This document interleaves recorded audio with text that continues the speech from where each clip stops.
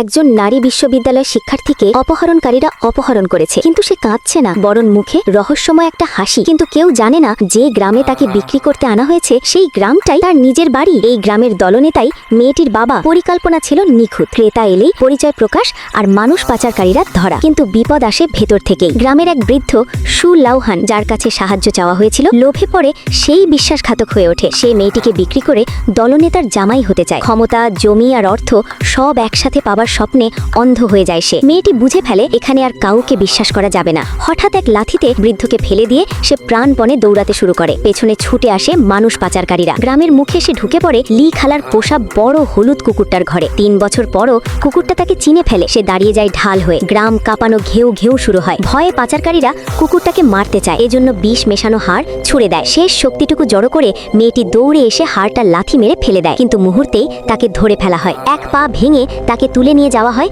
সু লাউহানের বাড়িতে। ঠিক তখনই শিকল ছিঁড়ে সেই কুকুরটা ছুটে যায়। গুন্ডারা মেয়েটিকে একটি ঘরের ভিতরে নিয়ে যায়। গন্ধ সুখে কুকুরটি বুঝে গেল মেয়েটিকে ঘরের ভিতর আটকে রাখা হয়েছে। সে দরজার সামনে দাঁড়িয়ে একটানা ঘেউ ঘেউ করতে লাগলো। এই অস্বাভাবিক শব্দে লি খালার সন্দেহ হলো। ঠিক তখনই মেয়েটির দ্বিতীয় চাচা গাড়ি নিয়ে পাশ দিয়ে যাচ্ছিলেন। লি খালা তাড়াতাড়ি গাড়ি থামালেন।